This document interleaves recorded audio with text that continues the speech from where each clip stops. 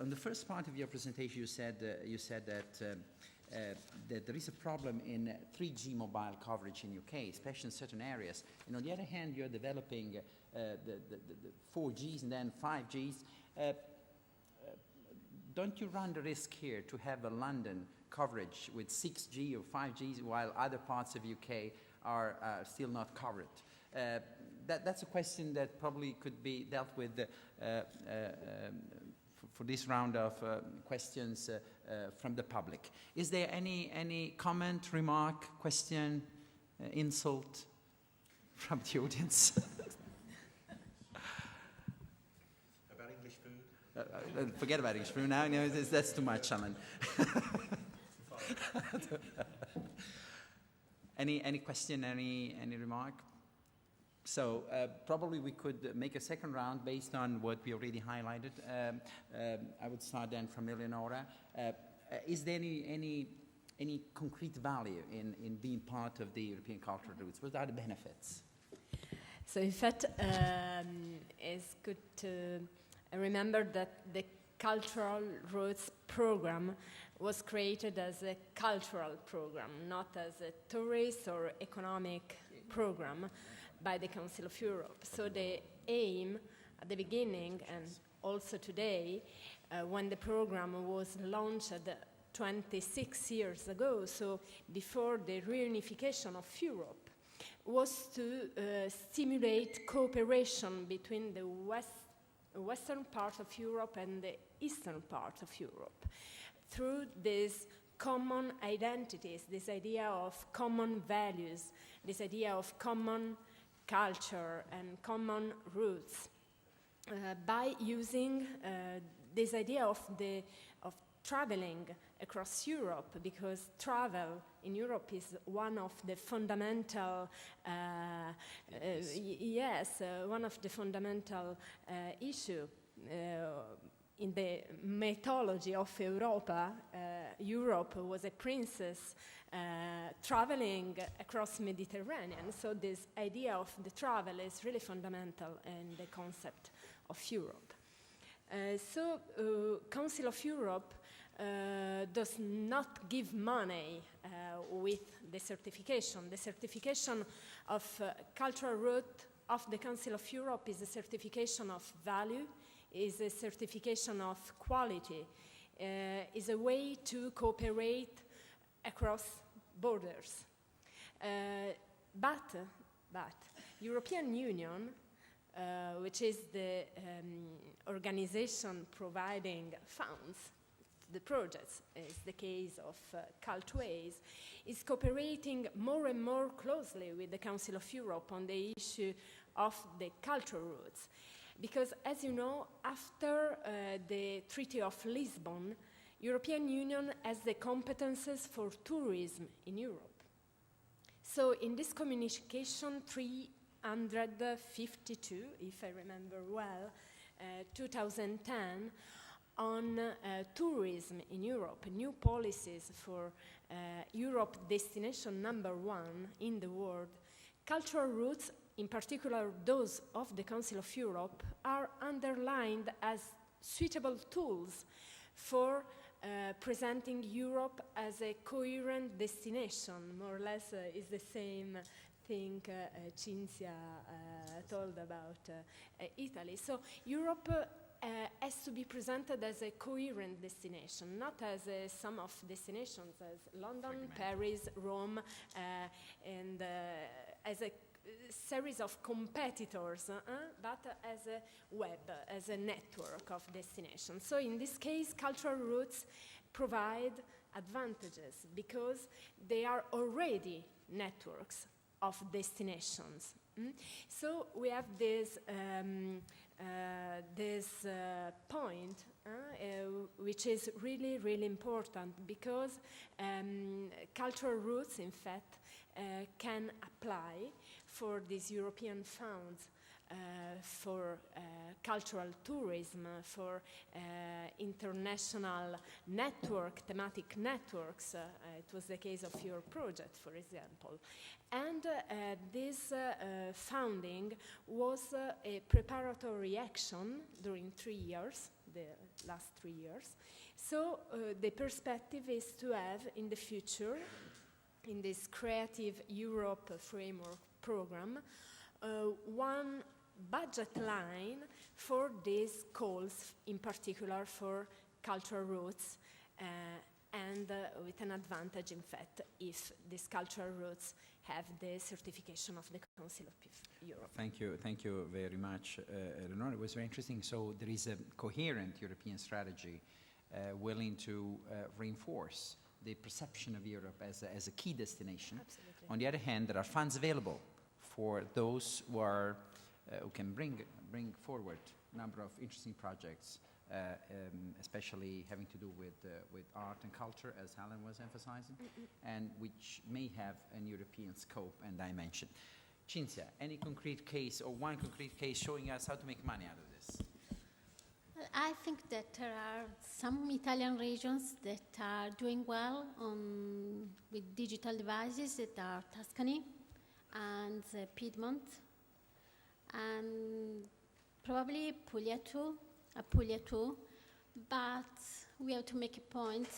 There are just 3 Italian regions that are known all over the world, that are Sicily, Tuscany, and Piedmont. And after there are Rome, Naples, Milan.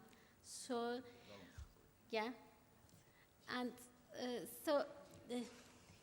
we need to, there are regions that are doing well, but we have to feel like to bridge a gap that is the one to develop experiences able to offer, to diversify the offer by product.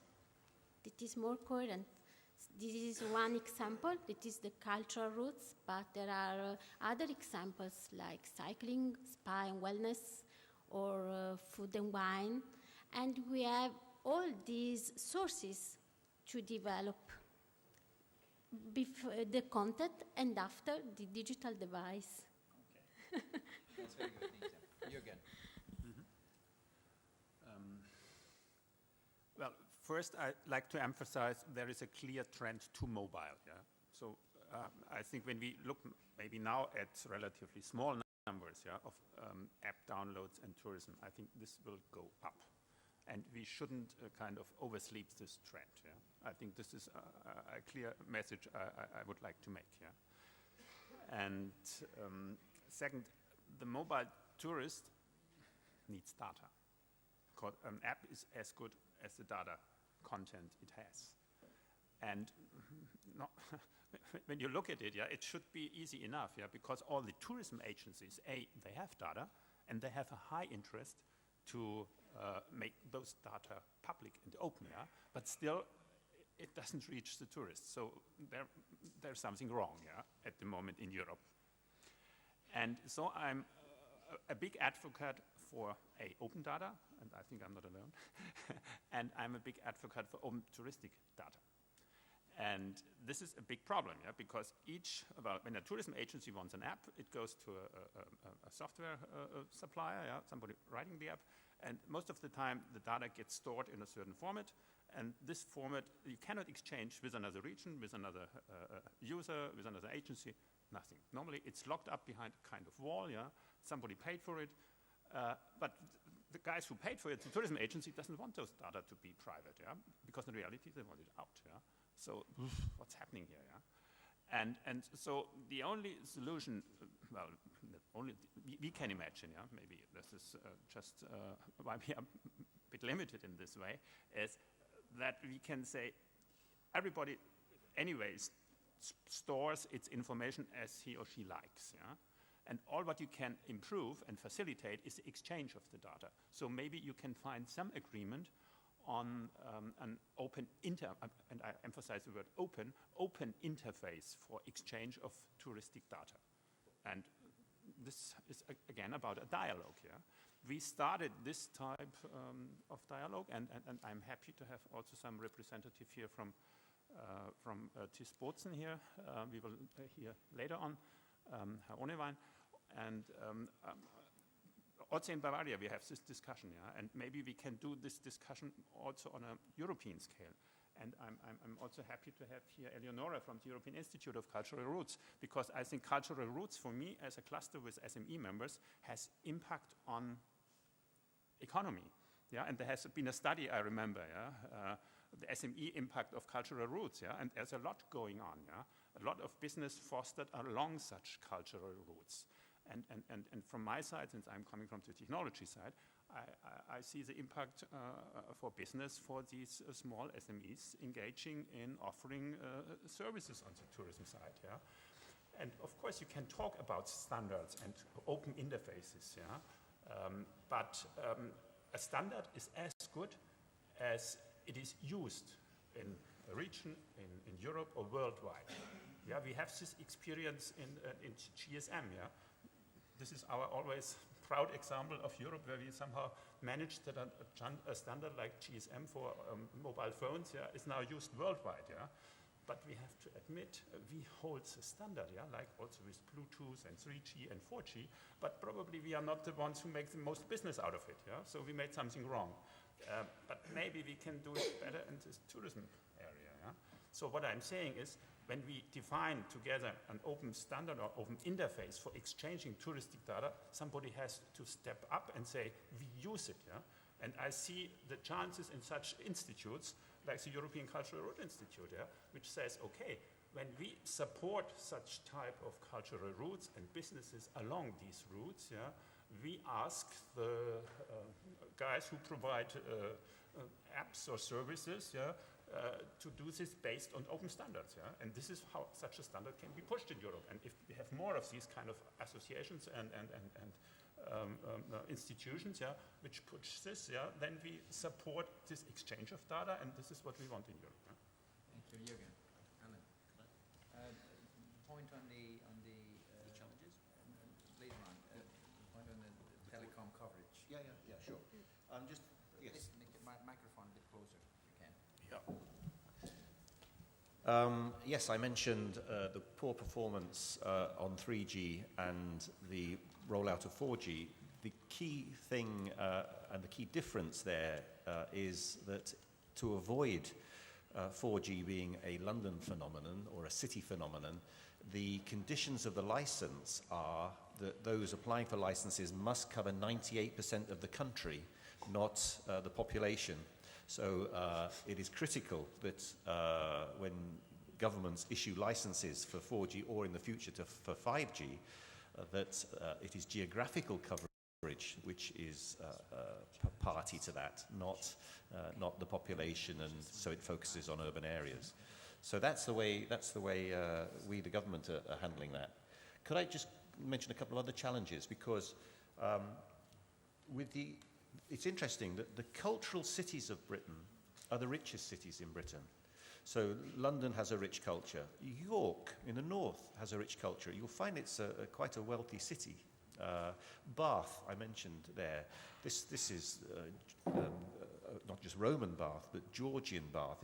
In history, Jane Austen's novels are based in Bath. So Bath has a rich history and is a very wealthy town or city. The poor regions, but tourism, in the very south, in Cornwall. Cornwall is the poorest region in Britain, and in the north, in Cumbria, I think, is the second. And the other feature that policy needs to address is that tourism typically is a family business. It's a highly fragmented business. Very often retirees open up bed and breakfasts. And so I think that the real challenge for governments is that tourist regions are very often, not always, but very often the poorest regions. The sector itself is fragmented, does not have the resources to invest, and that's where a cooperative approach is critical. And that's where government comes in and networks, not just individual governments, as we're talking about, but the European community, where possible, enabling that sharing of experience. Because the key to success for the guys at the back is not the development of the app, it's the scale up and sale of the app. And that will not, if it's purely for Rovereto, not a big market. But if that particular app can be used across Italy or across Europe, then you're into serious money, and the venture capitalists will be flocking to you. So those are the key challenges which we in government face. But I couldn't agree more with Jürgen about the importance of data, not just tourist data, but all sorts of data, and the importance of standards. And that, again, is a role for government. You know, standards need to be funded by government, and open data needs to be supported by government. Last round of intervention. I would ask you to be very concise. We only have 10 minutes to the end. Challenges, trends, any views for the future? Eleonora. Yes, in fact, this year is crucial for the program of the cultural routes of the Council of Europe, because now the program is managed as an enlarged partial agreement between the member states of the Council of Europe. And in December, the pilot phase of this enlarged partial agreement will be ended. So in November this year, so in 1 month, we are organizing the annual advisory forum for cultural routes of the Council of Europe and new projects. So it's a way to do a networking between the cultural routes certified and the new projects to exchange and share experiences. And we will invite also representatives of other international organizations, for example, UNWTO, of course, UNESCO, ICOMOS, OCDE, the representatives of regional authorities, because the regional level is crucial in the development of cultural routes, and more regions across Europe use cultural routes as a tool also for the management, for the strategies planning of the regional policies, in fact. Cinzia told about Tuscany on Piedmont and Lazio too. Tuscany has a beautiful master plan based on Via Francigena, one of the 26 cultural routes. The same thing for Lazio region. Galicia region in Spain created a lot of years ago a master plan, the Plan Jacobeo, on the Santiago de Compostela route, and more regions are doing the same thing, also discovering the cross points of different cultural routes in some key places around Europe. So one of our challenge now is to have a strategic vision for the next 10 years. So the title of this edition of the annual forum is a little bit ironic, I think, is Council of Europe Cultural Routes 2014-2024 Quo Vadis, because we want to find new challenges, new answers also to the needs of cultural routes, also in cooperation with other international organizations.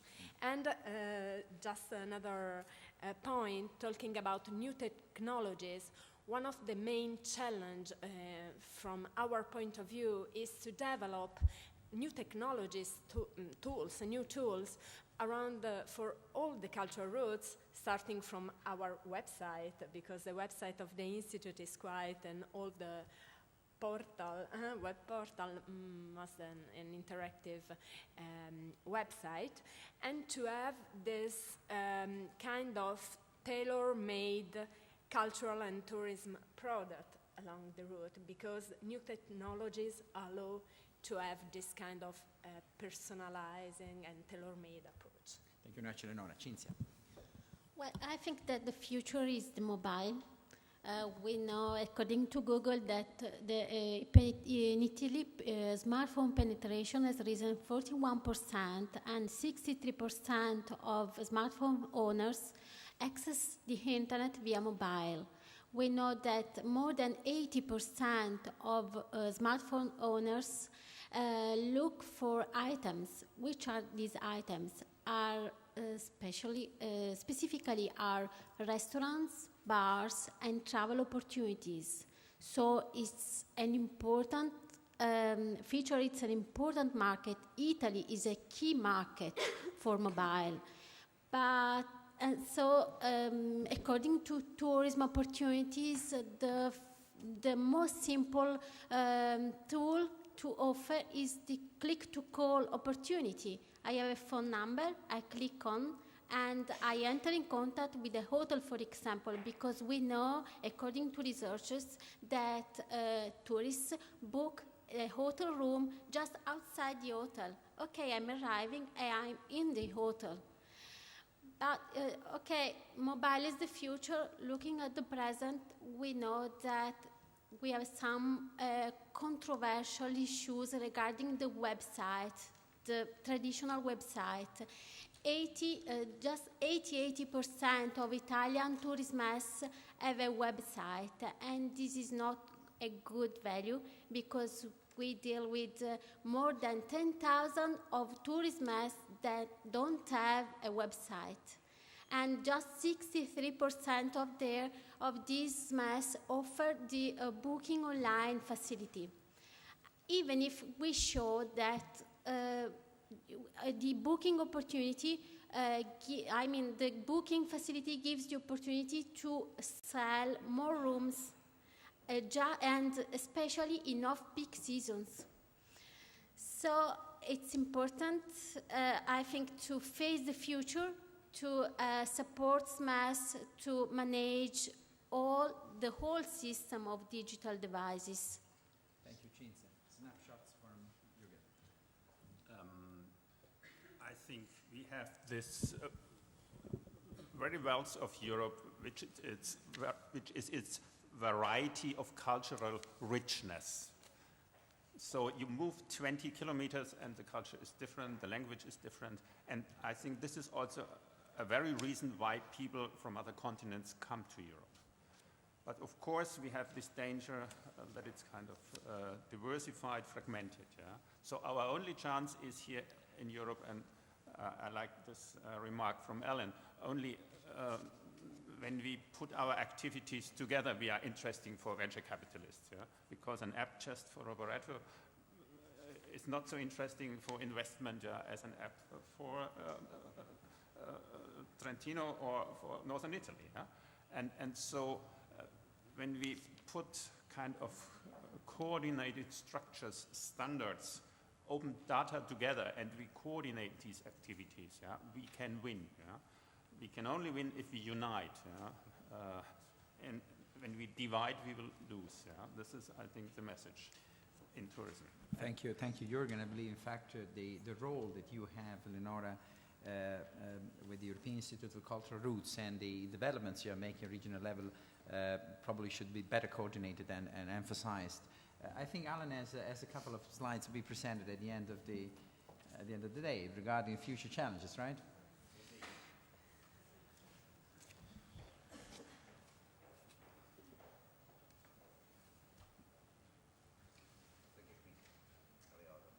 Yeah.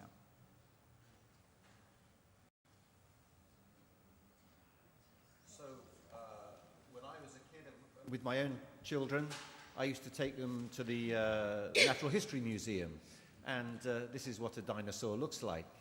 But let me just show you what today's children are seeing.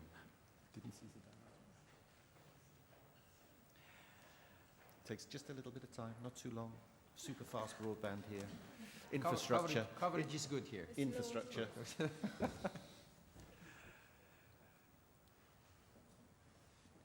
It's coming.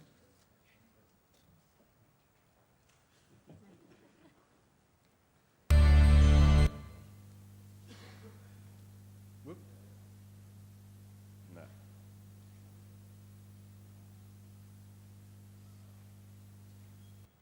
No, not the one. Let me try the next one. Try one more.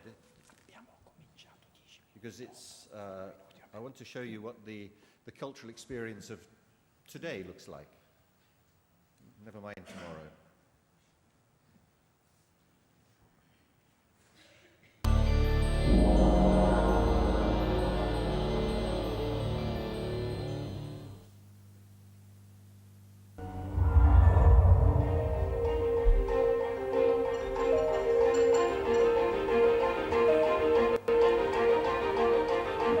Welcome to the Attenborough studio and a unique opportunity to meet some of the scientists here at the museum and learn more about the wonders of the natural world. I'm going to take you on a journey. If you keep looking through your screen, you will see Australopithecus afarensis, an extinct hominid who lived about 3 million years ago. And here is Homo erectus. Is it buffered?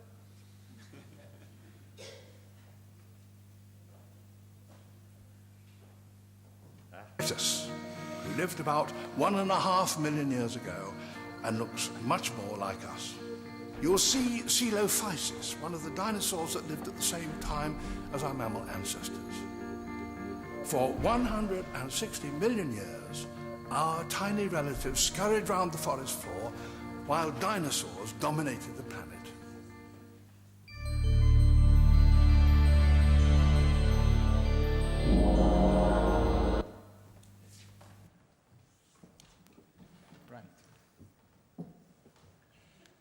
Just forgive me one more time, because that was in a museum, but I mentioned the Isle of Wight.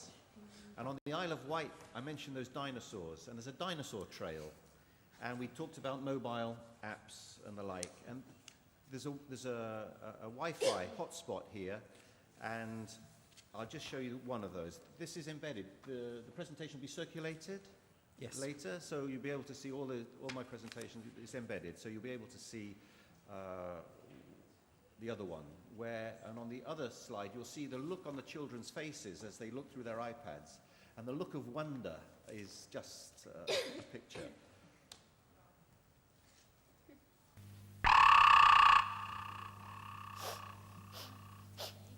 So this is looking through an iPad.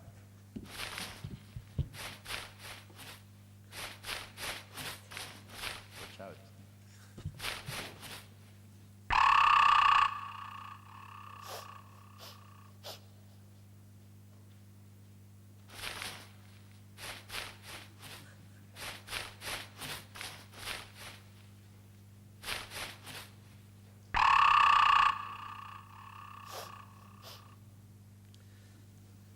So I think that's where the cultural experience, you're giving young people, I think it was a young child taking a picture of her father with the augmented reality dinosaur behind. And I think that's where the future lies. But, and here's my final point, dinosaurs roamed all of Europe. That piece of software which was created must be applicable. There's no English language in there. It must be applicable to any other site where there's a Wi-Fi. You create a Wi-Fi hotspot, you use your app, and you're in. And I would make the second point is that the Roman lemurs covered Europe, and you could envisage somebody creating some augmented reality which would be relevant to any fort across the lemurs, whether it's Hadrian's Wall or whether it's down on the Danube. And the Roman could be speaking Latin. And what a way to teach young children my children didn't learn Latin, I had to at school, but what a way to teach Latin than to bring it through augmented reality, and if you need a translation, have the translation into whatever language you like. And that would give you economies of scale. That would give a rich cultural experience, and that, I think, would help with the education of our young people. But sorry for taking so long. Oh, I think it was brilliant. Thank you very much, Alan. I would like to conclude with let's say, one hope and one challenge. One hope is that all young researchers, startups, people attending this event enjoyed the presentations and will be ready to jump on the new exciting opportunities which are coming from the digital tourism in the future. A challenge for me would be to ask Alan to open an English restaurant here in Italy. There are not many around, right? And in order to attract British tourists to Italy more and more. Ma lasciatemi alla fine ringraziare Trentino Sviluppo, l'autore è stato Masulo, Luca Capra e Giovanna Sonda. Io credo che Trentino Sviluppo abbia avuto un ruolo molto molto importante per il lancio di questa iniziativa Cultway, su cui abbiamo creduto dall'inizio. Siamo stati molto contenti di averla lanciata quando questa iniziativa non era su un tema così popolare 4 anni fa, 3 anni fa come lo è adesso, Voglio ringraziare la sensibilità dunque dell'Agenzia per aver lanciato questa iniziativa e augurandomi successo di questa iniziativa per il futuro, e ringrazio anche tutti i partner, i colleghi, la mia collega Federica Santuccio, i colleghi delle varie società che hanno collaborato, e of course I would like to thank all of you for these contributions today, wishing all of you and all of us the best for the future. Thank you very much indeed.